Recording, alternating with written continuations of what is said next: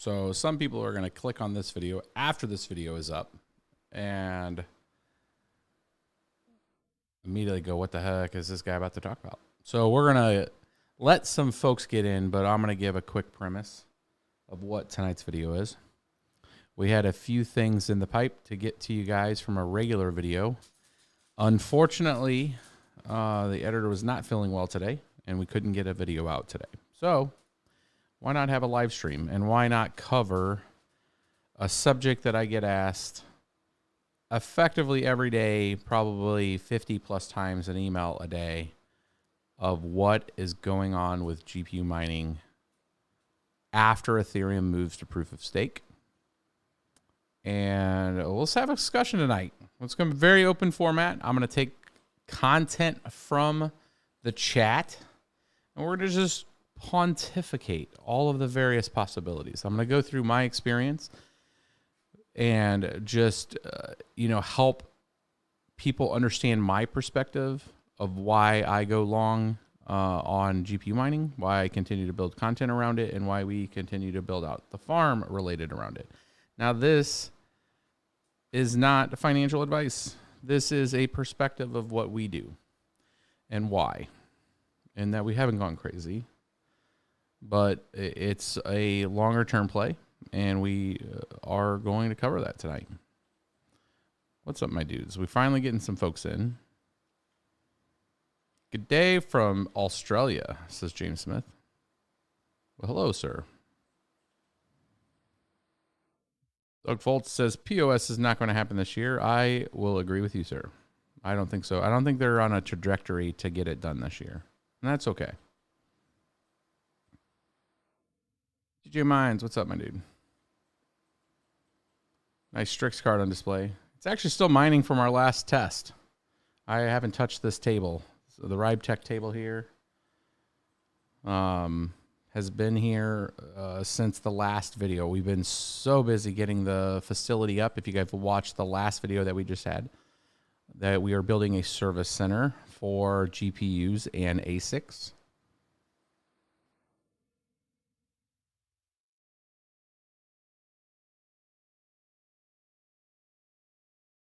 Is ETH and TON dual profit still profitable to mine? Yes. Let's get some folks in here. We got about 44 in chat. We'll get into it. So tonight, very open format. We had another video that was being planned. I also have a 6700 6-card rig built that I was going to go through a full test with you guys here. We have some additional testing we're going to do on the RibeTech single new Intel board. I need to get one of these over to Son of a Tech. He wants to test one out. I think Red Panda's got one already.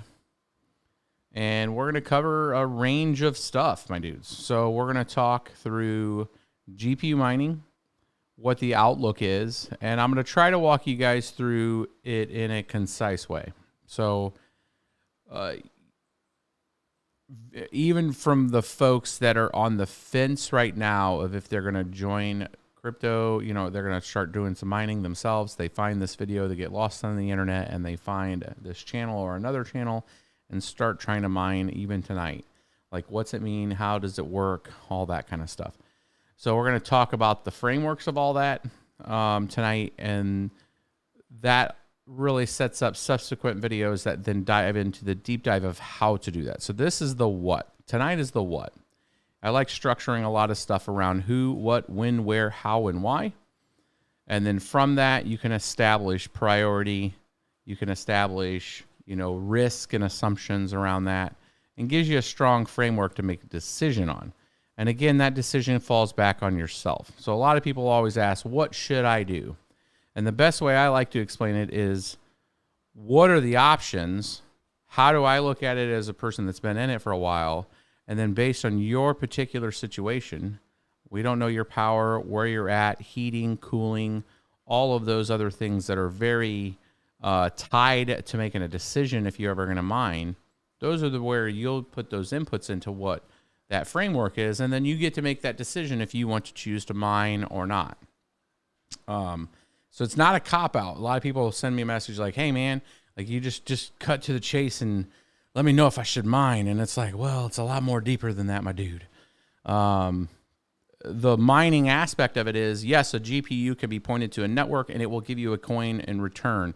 You can optimize that GPU on its core and memory to make it more efficient and pay less for the electricity because you can optimize it. Those are kind of settings what most YouTube channels show you, is what this GPU will do, connected to a meter, and what the power rate is. That's most of the content for most creators at this point. What you guys don't get much of is some of the other ancillary decision making that goes into, should you do this at any kind of scale?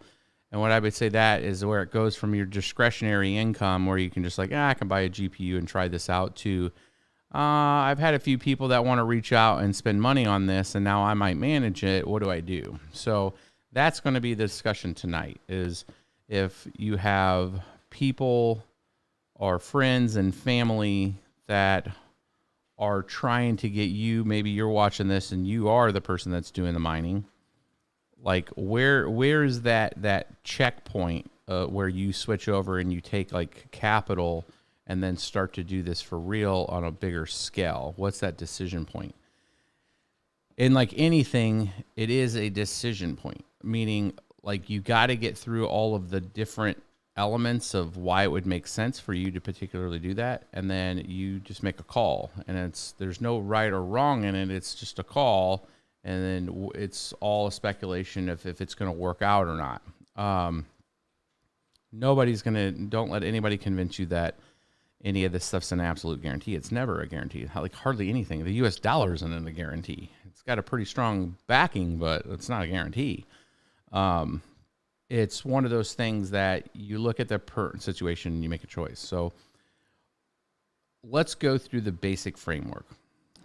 The framework by design is there's various crypto networks. Some of those are proof of work. Proof of work is where you can contribute hardware and power to uphold a network, and for that, you get paid in a token. If you're in Bitcoin mining, that's SHA-256 is the algorithm, and you need a Bitcoin ASIC. There's a few providers out there for ASICs, and now if you're in the United States, it's a lot easier to get as a participant in that. You can use Bitmain, you could use in a silicone, you can use MicroBT, which is like the What's miners, and each of those will have your terahash rating and your power amount with the power, terahash versus power. You can figure out your cost per terahash to kind of use as a good equation if you're trying to understand like what's a good deal or not. Typical costing is tied very strongly on the ASIC sides, especially for Bitcoin mining. And don't worry, we'll get to GPU mining. I'm going to take you guys through a whole journey tonight. Your typical pricing is associated by terahash. So if you're looking at pricing on websites and stuff for different types of equipment, you'll see the terahash and you'll see the wattage of the unit. Okay, those are two key figures. And then you'll see a price. You take that price, divide it by the terahash to get your price per terahash. The average terahash price right now is around $85. $85 to $90 per terahash is the current going rate as of right now today for most brokers. If you're paying more than that, you're overpaying. There is some nuance to that, meaning the 110 terahash units, so the top units, will draw usually a premium. So if you have like a 110 terahash Bitmain unit, it's a fresh, brand new unit. Those are a little more rare. They're going to have a little more demand. But you're talking the 95 terahash to 100 terahash, 104 terahash type of units. There's around $85 to $90 a terahash. I have seen it as low in the last 4 weeks as $65 a terahash, which is $6,500 for a 100 terahash unit. That's pretty cheap. It's been the cheapest it's been since even before China shut down. But it ebb and flows with the price of Bitcoin. It ebb and flows with the news every day. And that's because there's a handful of different brokers out there in the space. There's different companies that have certain access to inventory, and that inventory gets sucked up very quickly by people that are building out farms and are ready to commit to buy stuff. So understanding the ASIC market really comes down to what's the output of a unit versus its price. GPUs work a little different. I'm not going to really cover FPGAs because it's such a niche market anyways. And there's only a few FPGA makers, and there's only so many people that can do bit streams that it's not even really worth covering that segment. But when you look at GPUs work a little different because GPUs have other purposes. Namely, like this RTX 3090 would normally be inside of a like a nice gaming rig typically. Some of the Ampere new RTX like 4000s, 5000s, 6000s are workstation cards and typically would be used in workstation environments. So each one of them have their own kind of pool on price, depending if that's going to be, retail or if you're getting wholesale from somebody like MA Labs out of Chicago. If you have an EIN number, you can set up an account with them and try to get things wholesale and order in bulk. But the ebb and flow of that, it really comes down to a more critical mass of ordering, meaning if Ethereum's near all-time highs and there's a huge bullish market, it's very hard to try to get GPUs no matter who you are. There's such an ordering window with producers and makers of it that it's very hard. Like we recently, weeks ago, were receiving things that we had ordered, nearly a half a year plus ago. We were that far down the queue on some stuff. So things are starting to finally show up. And there's availability on GPUs. And that's mainly because we're sitting the top tier of profitability on that 10, 12 cents per kilowatt rate. So if you take an average world rate on price of power, and you look at the residential participant, somebody that lives anywhere in the world and has access to get GPUs, and they pay a particular pricing for their power. I like to use the 10 to 12 cents per kilowatt. I do know some of our friends across the pond. If you're in Europe, you're probably paying more around 20 to 30 cents per kilowatt, which is kind of crazy talk. I actually talked to somebody that was paying 34 cents per kilowatt, and they finally started shutting off their machines. They said it's just no longer profitable for them. Then that's when you kind of make that choice of the cards are still demand a pretty good price and you can resell your equipment. And then maybe you're taking that money that you'd be putting on power and just buying the coin at that part. So there is a decision point. Again, these are back to those decision points. Like, it doesn't make sense for you to participate or not. One of those first things are, would it be cheaper if you've made that decision, if you've made it to the point of making the decision if you're going to buy a card or not, and if your power doesn't make any sense, it might be cheaper just to buy the coin. You're gonna get a lot more bang for your buck. The difference there is that you do it over a period of time. You don't go all in on a certain price point. That's always been the hiccup with buying equipment versus buying coin. And I always see a lot of people like, I should have just bought the coin. When you buy the coin, if you buy it all in at one point, you're picking a price point, and then you're married to that price point. And even if you're a long time holder, you've married that price point. And then like 2 weeks later, it drops like by 30%. And you're like, crap, I should have bought it now. Bottom line, timing the market is nearly impossible. Nobody knows how to do it. Anybody that knows how to use some kind of pseudoscience, which is also called trading, to use some kind of indicators to see some ebb and flow of market, usually get wrecked because they get enough confidence that they're hitting it. And then they leverage up and they get smoked. So I don't trade personally, but I do like things that are finite. Finite is I can plug this GPU in there, I can see the network hash rate, and I know what my notional return is going to be on this, and I can have it. It's a lot more predictive versus like this prescriptive trading style. You watch these type of videos, you figure out what the performance of some of these cards are, and then you can determine if you want to participate in that or not, based on your, what your power cost is. So I kind of pivoted when I went from the ASICs to GPUs. ASICs also are very dependent on your power cost, but specifically to the participant that is going to be mining with GPUs, it's really around that residential power rate. There are a couple shops out there that are doing GPUs at scale. Hut 8 is one of them. Up in Canada, but they're by and large, you have a mass distribution of GPUs that are in small to medium, size farms, and nothing that is just exorbitantly crazy, 100 terahash farms or anything like that. Mainly because of the ops cost of that. Like anybody that mines at scale of any sort. I mean, we had 2,500 GPUs up in Wisconsin. I've been doing this pretty heavily since 2016. And even before that, right? I've been mining since late 2010, early 2011. But at scale, it wasn't really until 2016. And our experience for those, since 2016, 6+ years, is it's a lot of overhead. There's a lot of work to maintain 2,500 GPU. We're talking 330 7-card rigs. And it's a full-time job for one person, if not multiple people, if you're trying to keep it up all the time. So when you start to scale that up to where if you're going to go to 10,000 rigs with 7 cards each, now you're talking 80, 90 people probably handling that.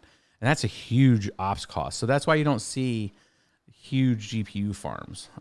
But you have this advantage on GPUs that it's much more agile of a newer network. This is one aspect that's never captured. Nobody ever talks about this, is the fact of why there's so many other networks.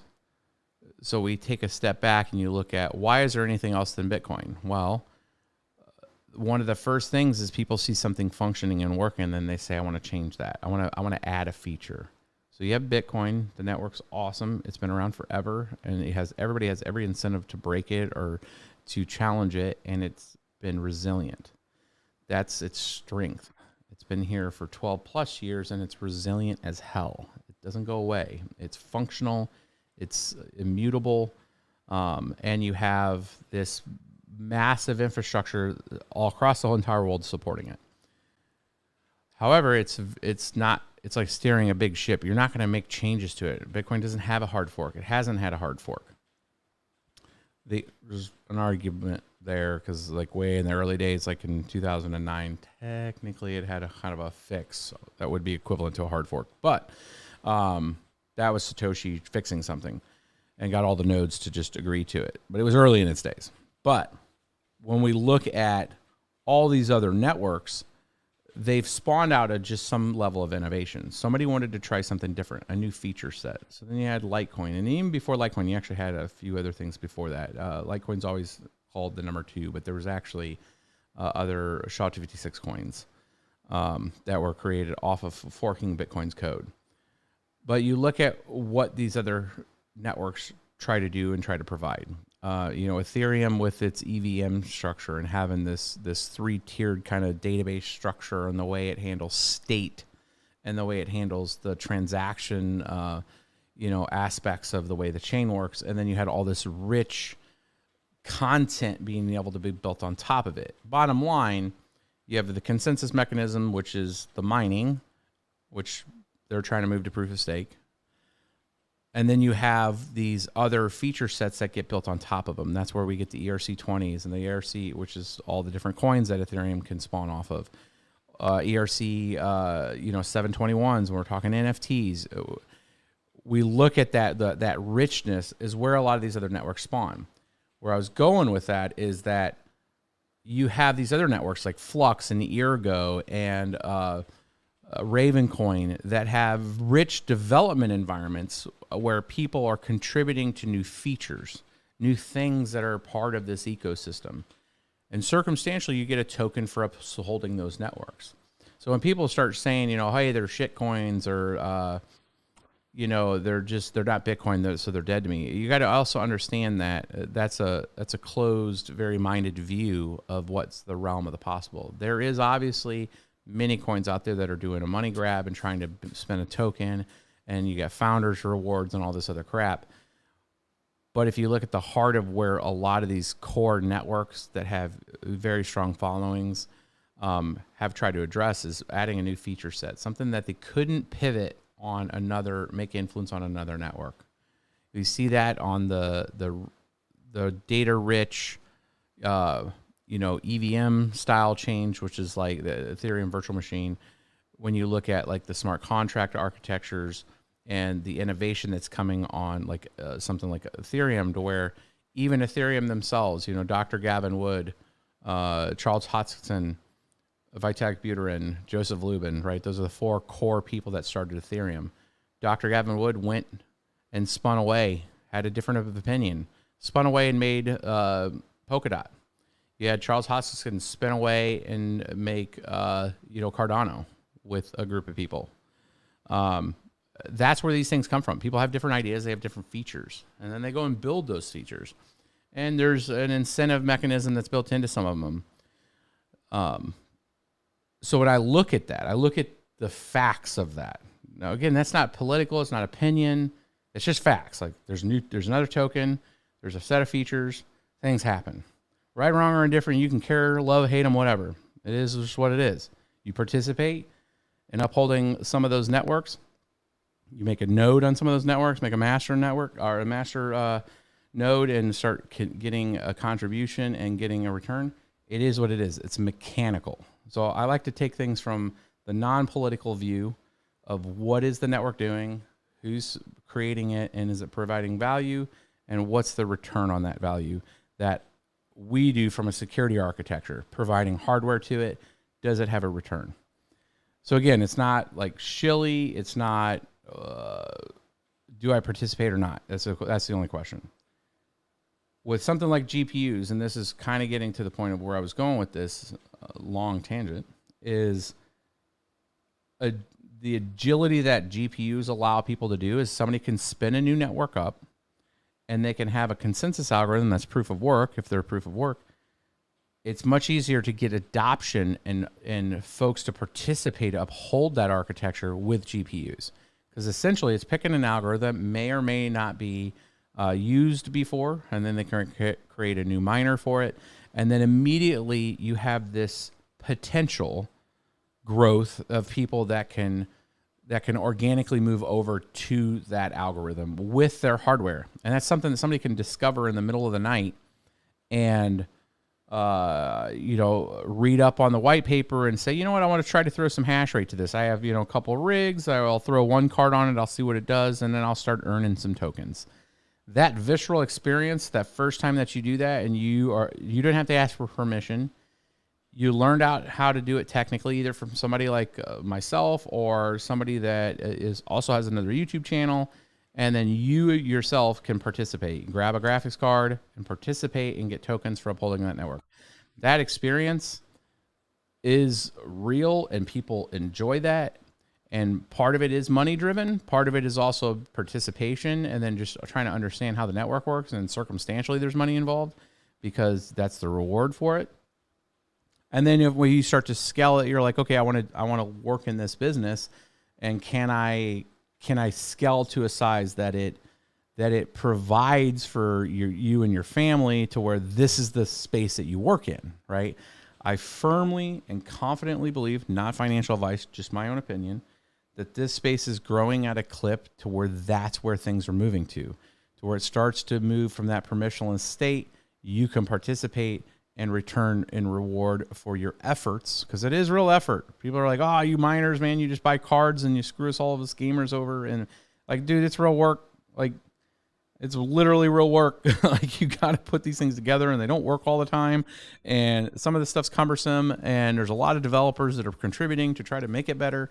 And it's all not just because of trying to make a token money. You're actually upholding and strengthening a network using mathematics to ensure the integrity of that data. And that's what you're doing, right? And you're getting compensated for that in the token. And when people look at it from that view and understand that you are the security architecture for that, it's a powerful, feature. That's the stuff that I'm talking about. That's the stuff that gets me up every day and gets me excited about it. It gets me excited why people are asking, like, dude, you have these farms, you're doing all this stuff, you've been in the space for a long time. You probably don't need to make videos. Like, dude, I can't imagine not making videos and explaining this and yelling it from the top of mountains to people, right? This is revolutionary to be able to be a participant without all the rules. It's exciting. It's techie too. Like, it's fun. And we're contributing to the security of a network. That's a big deal.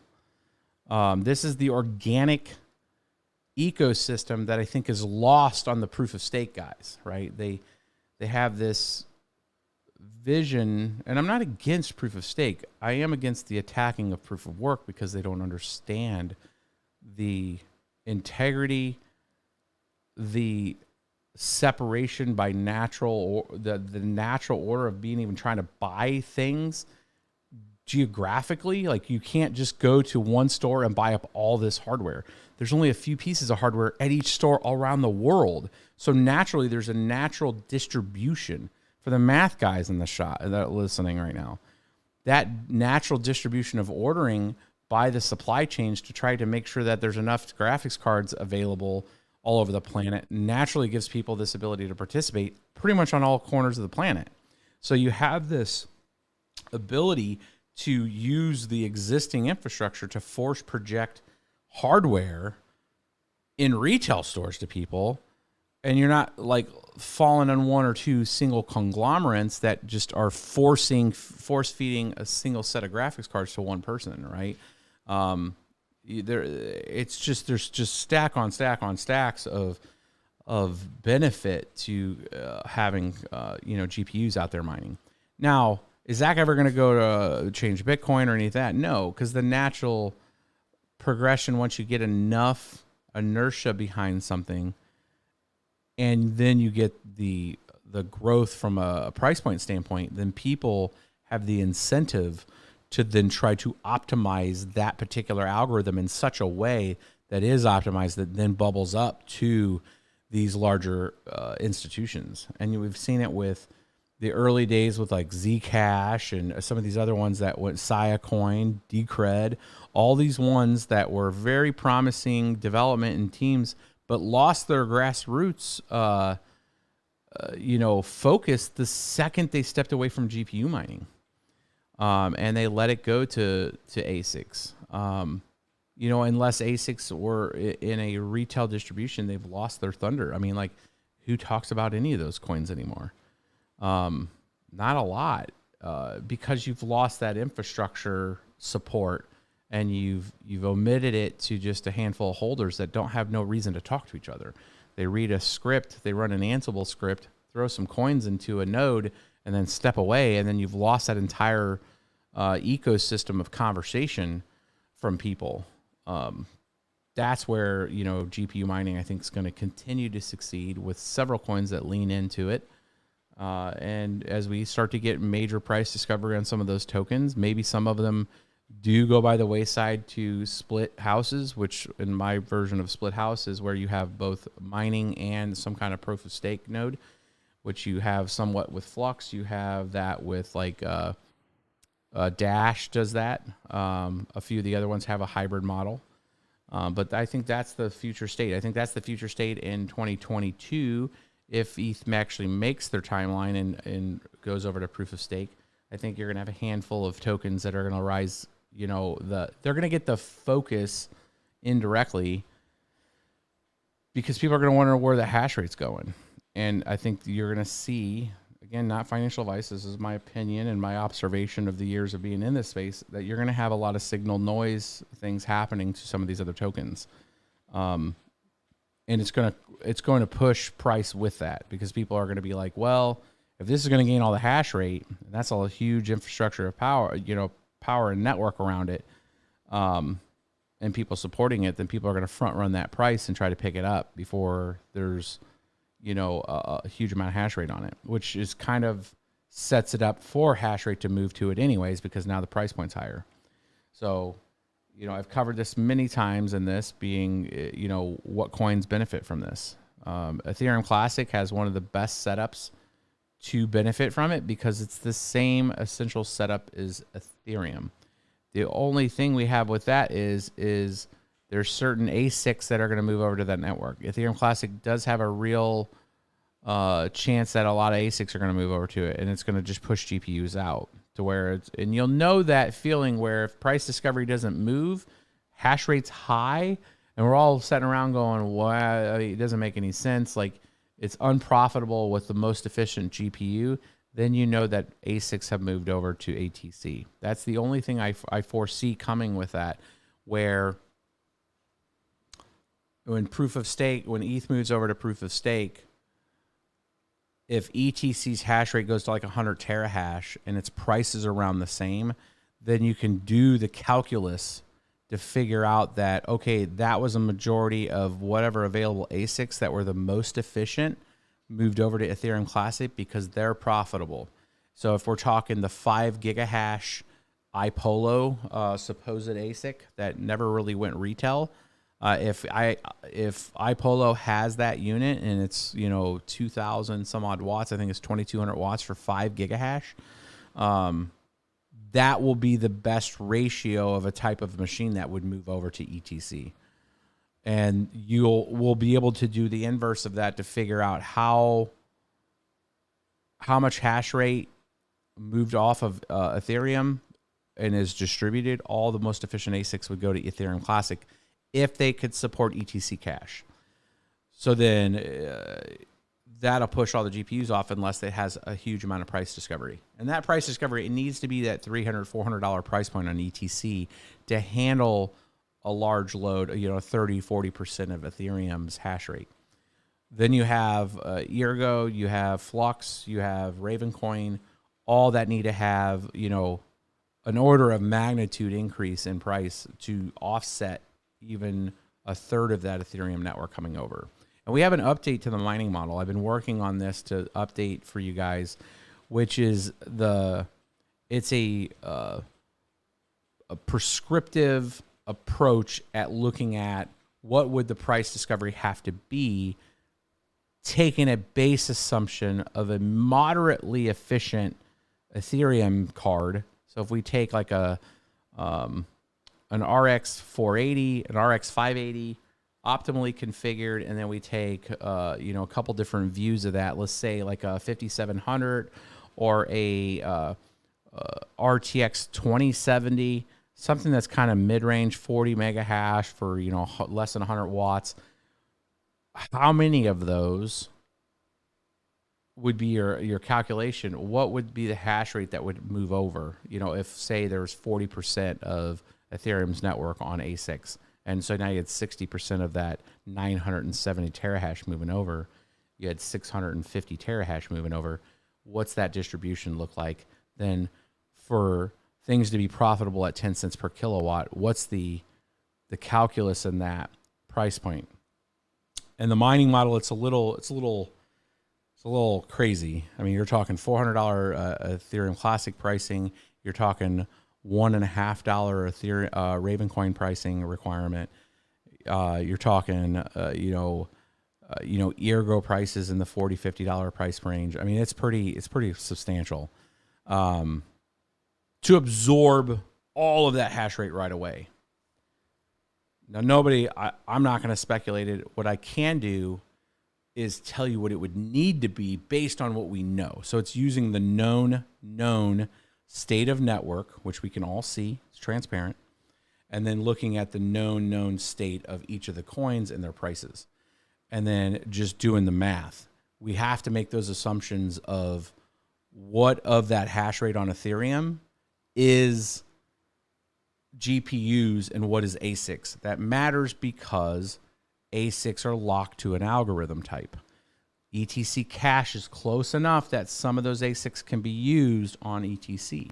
And I think we see that right now on ETC. Because some people are front running the price since the hash rate's down. It's about 25 terahash on ETC as an example. And that's $30 ETC price. So we can do some simple math. We can make some assumptions. And in that mining model, I'm going to make assumptions of as low as 10% of the Ethereum network being ASICs, all the way up to 40%. And what that means is you're going to see a natural distribution that's going to change based on that moving over. If it's at 10%, that means 90% of Ethereum's hash rate is GPUs. And if that's the case, they're versatile enough to be used on all these different algorithms. That's a negative effect on, because there's going to be a lot of it, a lot of hash rate moving over. Where on the ASIC side, it won't be as much because not everything's ETC. I mean, ETC cache. So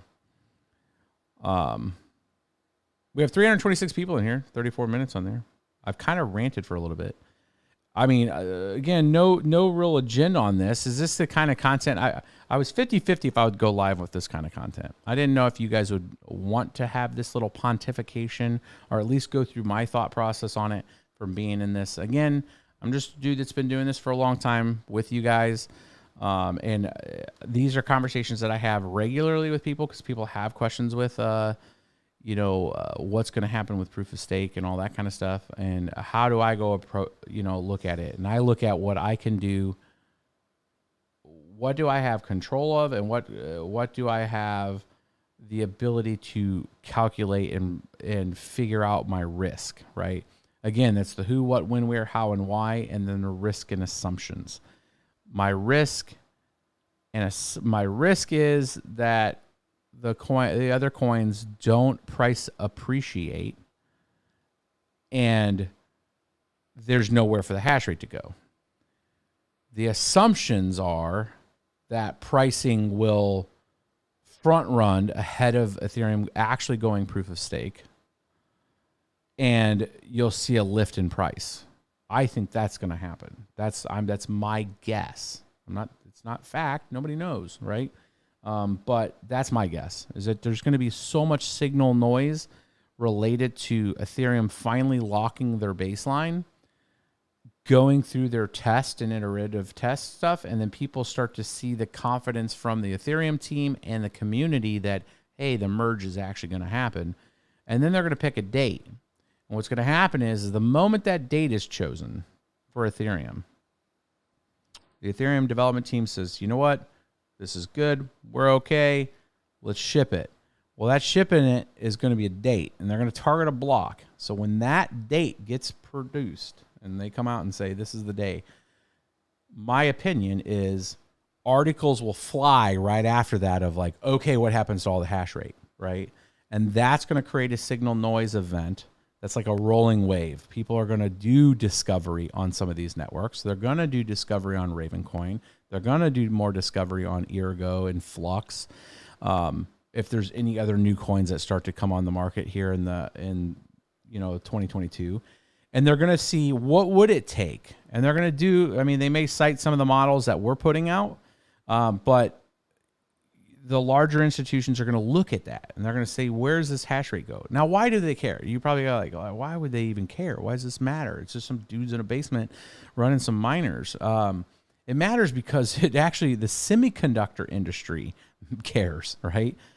The investment in stock people in NVIDIA and AMD care, right? There's a huge, massive dollar tied to what Ethereum's doing indirectly to the cells of all this stuff. So people are going to write articles on it. It's going to be covered, my dudes. Like, you're talking one of the largest capitalistic expenditures across, some major semiconductor companies have been the result of cryptocurrency mining on the GPU side. So there's going to be articles out there for sure that people are going to cover from like what's in the realm of possible. And that noise is going to catch the attention of people to figure out for themselves that are not miners, but they're investors or they're people that take speculative hedges, and they're going to go, do I buy this coin up because it looks cheap right now? If it starts to get all that hash rate, is hash rate going to front run that price? And indirectly of their acquisition of those positions, it's going to start pushing price. And you can kind of get into this perpetual thing. Now, a couple things happen there, right? People start buying it up. There could be long-term holders going, I've been waiting for this day. And then they start exiting the positions, right? And start selling into those buy walls. That could happen. Absolutely. I think that's what's going to happen personally. I think it's going to be just the inertia from the noise that's going to come from Ethereum finally making a proof of stake day. Notionally right now, Ethereum has that date out in July. From what I've seen in the last few calls, is it doesn't look like they're there yet. I look at things a little differently. I don't take exactly what they're saying. I look at what's been checked in and what they're publicly showing as their annotated outline of the things that need to get completed for them to move to a state of a code freeze. When they can code freeze whatever that bundled, if they want to call it the merge, and within that merge is going to be a handful of things. When that code is frozen, and then they've deployed that frozen version to the test nets that were spun up, a few months back, and then they start actively testing the frozen code, we're on a timeline at that point. We're on a timeline of the testing procedures that are going to go through. And there's going to be a lot of interest to make sure that that testing works and functions. And assuming no changes on that testing code frozen baseline, they're going to hit that to a point it's like a ceremony. They're going to get to an end of that, and they're going to go like a checkpoint, a toll gate, as it were. And then they're going to say, okay, are we good? Testing has worked out. All the unit tests, all the fuzz testing, everything that's been done is good. Smart contract owners, here's how it's going to work. Make sure they're good. And then they're going to pick a date. And that date could be 3 months. I think it's going to be more of like a 6-month thing. And they're going to push that. So unless they are doing that next month in March, that date's going to move, my dudes. Because right now the code's not frozen. So I'm giving them kind of a ticking date of probably mid-March, March 15th or so, the eyes of March. To see if they're going to slip that date when it comes to the difficult bomb. Because they'll have a hard fork. They're having these semi-annual hard forks right now, that they don't have to move it until July, right? They can get to that point of needing to move it, and then they'll move it, right? So the decision tree that you're going to see is them moving through probably April, May, and then they'll have that decision that they're going to move the hard fork. Because they have to, because of the difficulty bomb. So does that move to December? That would be the natural thing, that you could come back up 3 months, but they don't want to keep kicking the can. Like there's a delicate approach from a PR standpoint that they're going to run into with the moment they move that July date. And the best thing they can get out is get out ahead of it and then come on to like this channel or another channel, whatever. I don't care. I'm here to help. And get an expectation setting with everybody. Like the expectation right now is the code's going to be done when it's done. Okay. But like set the tone of what I just said, the milestones, right? What's the milestones that needed? Code freeze. Got it. Code's not frozen. Doesn't matter. Stop asking me, right? That's what I would tell people when I used to run development shops, especially like the product owners and stuff. Until that baseline's frozen of the required update that we need. Now, in the really super agile world, what's ready on Fridays is what's getting committed, and it's shipping, right? But in the cryptocurrencies, since we're talking affecting billions, if not now trillions of dollars in float and locked up and stuff, crypto development's very monolithic. It has to have these monolithic ceremonial events because you have to synchronize all of these decentralized people and parties. People that have built things on Ethereum that's never talked to a core dev, right? There has to be large ceremonial events, right? So it is monolithic. It's not rapid agile. It's not there yet, right? And I can't imagine right now what that would look like if they were just rapidly changing things all the time on a core development standpoint. So in their defense, they're not going to move fast. They have to move slow because otherwise they're going to jack up all of our stuff, right? So they need to move in a methodical way. That decision point in the move in July, if they don't get things ready in March, right? Because you count backwards on that schedule. I would assume that they would move it to at a minimum to December, right? So then if they move it to December, okay, that's when it is next. And then you're going to have another code freeze milestone. Maybe that code freeze happens in July. And they're just like, hey, you know what? We made a move. We're further along. The code is frozen, but we're not ready to release. That's okay. But at least you have now a code froze. So now we have that testing phase that will happen on Ethereum. And then in October, they have a meeting to say, okay, now we're going live in December. That's the way I think the cadence is going to go with Ethereum right now. So if you're a miner mining Ethereum right now and you're worried about it going away in July, I would say if we get through March 15th and it hasn't, there's no notification that they're going to do the merge. or they've at least frozen the code, I think you're pretty safe. I think you're safe at least until that October to December timeframe. So you're going to have another, 4 to 6 months of mining Ethereum. So that's that. Man, I just pontificated that entire plan in 15 minutes for you guys. Hopefully you guys like this, man. This is just my brain flowing. Trying to help them too, man. Like I've tried to, like I used to run a lot of development team stuff, man. I've ran big projects on this kind of stuff. And a lot of this stuff isn't about the developers doing the work. It's the communication to the participants and people being in this space, right? For expectation setting. Dates slip. They slip all the time. And it's why the dates slip is what matters, right? If the code's not ready, don't ship it, bro. I got stuff locked up in Ethereum too. I don't want you messing things up, right? So, take your time, and then they'll release it. Don't worry, the network will still be okay. There's tons of us mining and upholding the structure, when it comes to the consensus. The consensus merge, there's just this ethereal discussion around the importance of moving the merge. And it's rested on this ideology that it's such a bad, proof of work is such a bad thing. And I think the people that are talking about it have in mind and don't understand that part, and don't understand we have the right motive and drive to find the most efficient way to be a participant, find the most efficient power, find renewable. We're incentivized to do that naturally, right? So there is, and you look at the longer term on any kind of power generation, it's a big thing. Let's take some questions and we'll wrap it up right at an hour. Latrell with that $5 super chat, my dude. We'll be putting that right into the studio. We've spent a lot on the studio right now.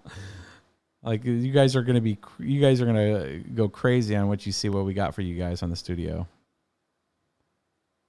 Thomas Collins says full goat mode tonight.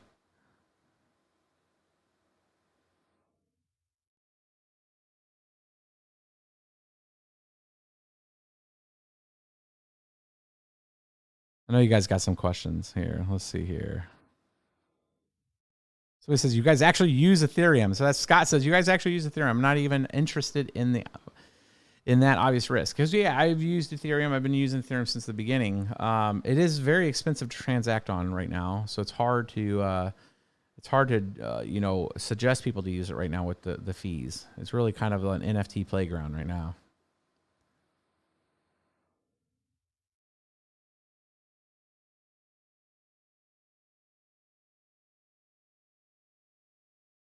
Thoughts on maintenance? Worth breaking down a rig before the final few months here? If you're running and you don't have... So the only reason why you would maintenance is if you're seeing some kind of impact on your hash rate or some kind of power issues, something, or you're seeing some dragging on the fans and you have a lot of dust and stuff. You can shut down a rig and just give it an air blow pretty quick. I would definitely do that. Tearing the card apart and cleaning it up, find a good time that makes sense to shut it down if it's really hot in your area, or you have some other reason to take it down for a few days to do it. That's the only time I would do it. We would do annual maintenance on the cards, but we a lot of that was just blowing cards out. We wouldn't do the full clean every couple of years where we tear them apart and switch the paste, and that's usually because something's wrong with them, right? They're not stable, or they're overheating.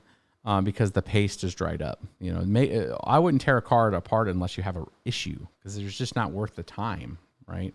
If the card's functional, you don't need to take it apart. Don't take it apart. Because you run the risk of also not putting it back together all the way right. What GPUs should you be buying? Used ones. There's a ton of them used ones on the market right now.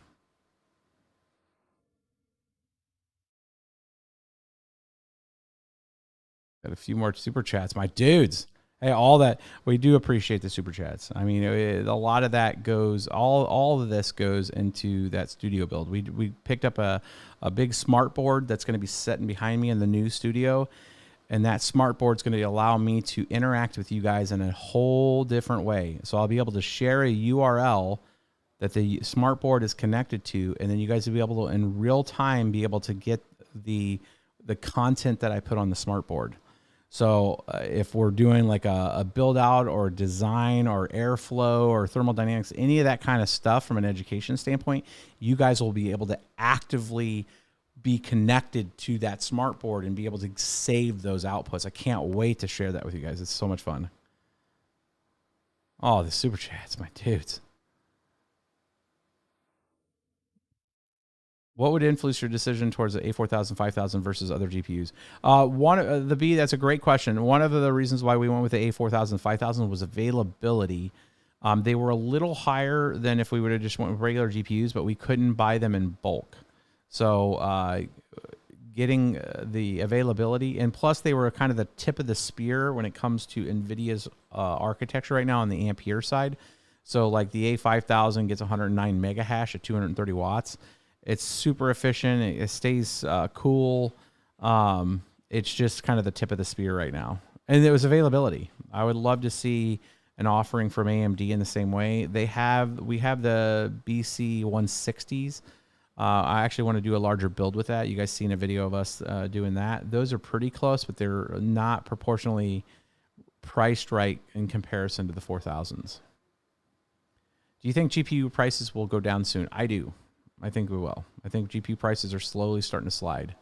The only thing that will change that is if Ethereum and we get back into a bull market. If we get back into a bull market and Ethereum goes back up near all-time highs, GPU prices won't come back down. It's just a math problem. If they stay flat for a little bit longer, people are going to get out of it. I think there's going to be a handful of GPUs available on the market. Don't get too excited. It's from Canadian. Hey, what's going on up there sucks for folks that are having to deal with, just the knee-jerk reaction of what's going on from their political side. It sucks, man. Any sort of oppression of any sort sucks. Especially financial ones that if you're trying to donate to a cause and they freeze your account, that's kind of crap. Hot crypto mining company. What will you transition to Flux? What do you think of the project? I mean, I've been researching Flux a lot more lately because we're going to do a deep dive on each of the most relevant coins that are probably going to take the hash rate. I find it interesting. I don't like anything too deep that has a built-in tax on the system to fund development. I think that costs should come from somewhere else. Donations, if it's a DAO and people vote to something, anything that has a built-in like tax on the system, the incentives are disaligned. Meaning like if let's say Flux gets into $1,000 a coin and that 5 or 8%, whatever the dev fee is, now they're getting, millions of dollars into their dev fee. The people that have been there the longest that have access to the funds have every incentive to dip. Like, why work, right? And maybe it's their passion. That's great. But like, that's very far and few between. So I think if you misalign the function or the fees that are taxed onto the chain, you've misaligned. And we see that right now with some of the Ethereum, like the old school Ethereum guys, that were real big back in the day, and Ethereum went way up and they dipped, man. They were part of that $70 million pre-mine, and they were able to get it for pennies on the dollars, and you don't see them in the ecosystem now. Maybe the only part in the ecosystem they're doing is they're the buyers of all the NFTs. I think it's just it's great. I want to see people succeed, but I think if you tie it into the incentive model into the chain, you've now tainted it with the risk that the people that are moving the development along dip. And that's the only thing the only concern I had with it, with Flux. Otherwise, I mean, the technology, the stack looks great. The parallel asset stuff looks good. I like the tech stack that they have. I like them for a couple different reasons. And then the same thing with Ergo. I like the power format of Ergo. Ergo is going to be a good one for people that have a lot of power and heat issues because it's a much less algorithm, and I like Ravencoin's vibrant community. I've always liked Ravencoin. Ravencoin had no pre-mine. It modeled off of Bitcoin. It has a foundation that's a donation based. It's not built into the algorithm.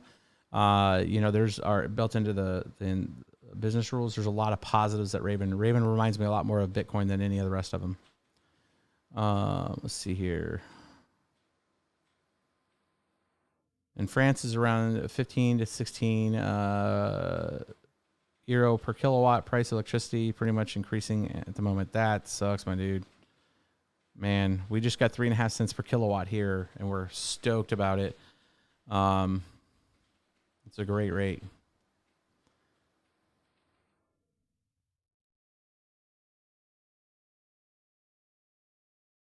I mean, the average rate around here was around 8 cents per kilowatt, but there are special rates that can be accomplished if you hit a certain megawatt, right? So the 3.5 cents that we're going with all in is predicated on the fact that we're going to be 10 plus megawatt. Now it's going to be 6 cents, 7 cents for if you're under that. And to give you an idea, the farm up in Wisconsin was around 400 kilowatt hour. So we have 2.5 megawatt potential at our site. We have a 1 megawatt transfer. It's just under 1 megawatt. It's 3,000 amp to 208. So it gives you an idea of how much power we had at the farm. At 6.5 cents per kilowatt, 6.5, 7 cents per kilowatt.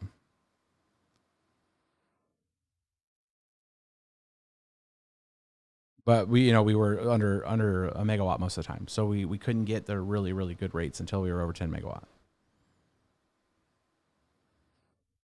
Yeah, 3.5 cents kilowatt. We're in Illinois, middle of the U.S.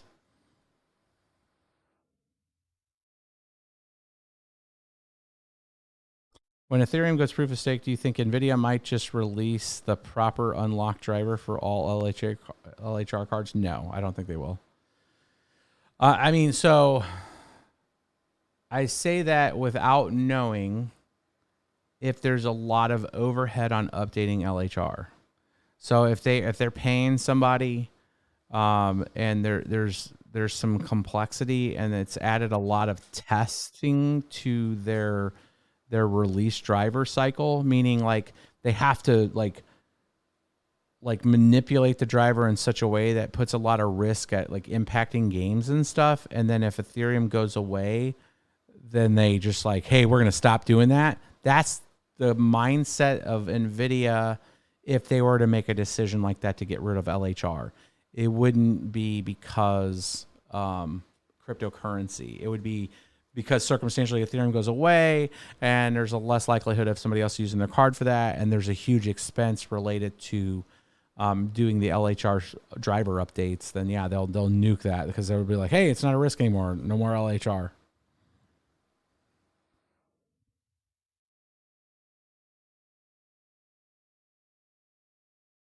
Would you get RX 660s or 1660s? If the 1660s were around the original MSRP price and they're like in the 300s, then the 1660s is probably a better deal.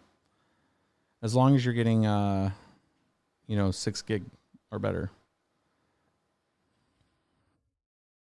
I don't know why Latrell's message was retracted. I was reading it. Do you have an ETHPill for 3000 series cards? No. ETHPill was designed around GDDR5X to enhance memory timings. I think we're pretty close to optimization. If you do the math on bandwidth on the memory, the hash rate that's representative of that's very close. So I don't know if timings would have enhanced the RTX 3000 lines much faster.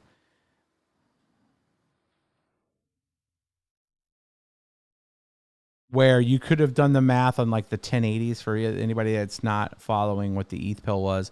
It was a memory injection software that would run in memory, in the RAM memory of the computer, and then it would interject timings into the graphics card's RAM to optimize it for crypto mining. And the reason why you knew there was a delta was because you could do the math of what the output of the potential of that graphics card's memory would have been because of its bit bus width and then its memory speeds. And you could see that, hey, it's, 600 and something, mega or gigabit per second, it should have this much bandwidth. And then you would look at the corresponding hash rate and be like, hey, this is like a 1080 would get like 25 mega hash. And you're like, what the crap? This thing should be better than a 1070, but the 1070s were doing 35 mega hash.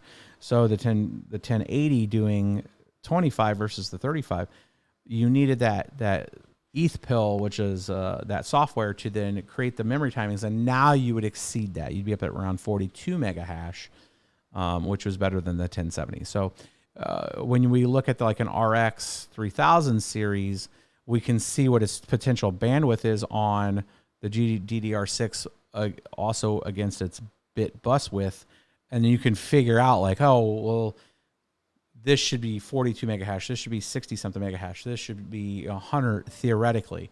And we're seeing those numbers. So like, you don't need EthPill for those.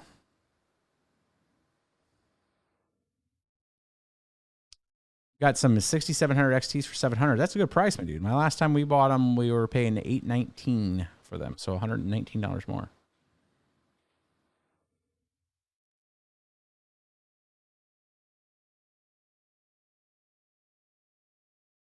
Scott asks, have you ever considered that you and other mining YouTubers could organize a co-op of sorts, lobbying for proof of work?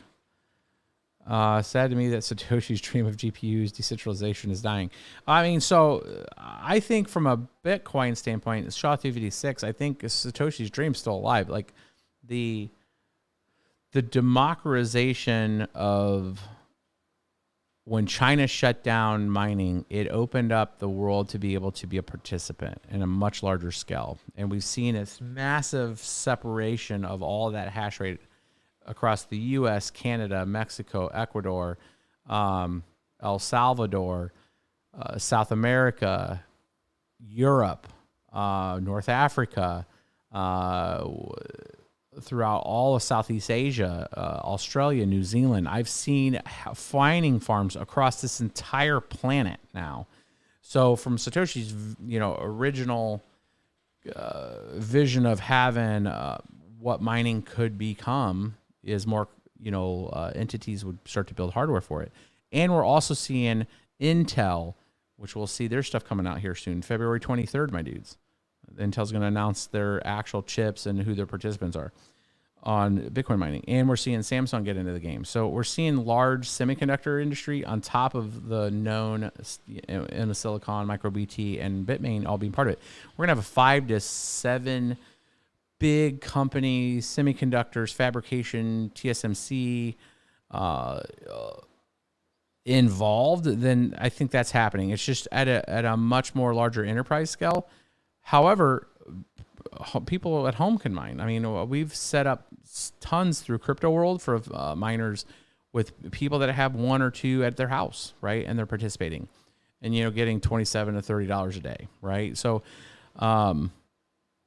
it's there. It all comes back down to the ability to participate.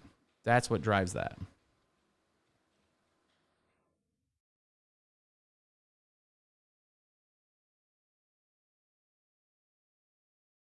Yeah, and GPU. Yeah, no, Scott, I hear you. GPUs will just allow anybody to participate without even trying to contact Bitmain, right? It's like you used to be able to walk into a Best Buy or a local store and buy a GPU, and then you could participate. There is definitely, you don't ever have to sell me on that. I think that is the mecca of being able to participate and all of us be part of this ecosystem. But I think that's why there's other also networks out there providing other features, and then those networks choose a different path of having an algorithm that's optimized for a GPU versus an ASIC.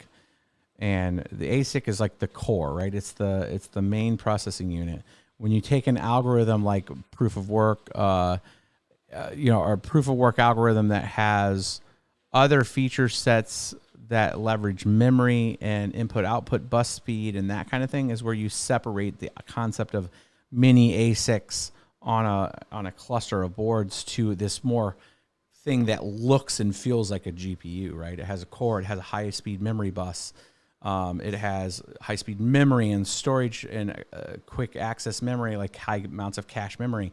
When you have that structure, it starts to feel and look like a GPU. You also have a lot of heat generation with that. So condensing that into an ASIC when it's like having a Prog POW ASIC isn't going to have this massive advantage over a typical ASIC. So the demand curve is just going to keep it on ASICs or on GPUs versus somebody building an ASIC for it.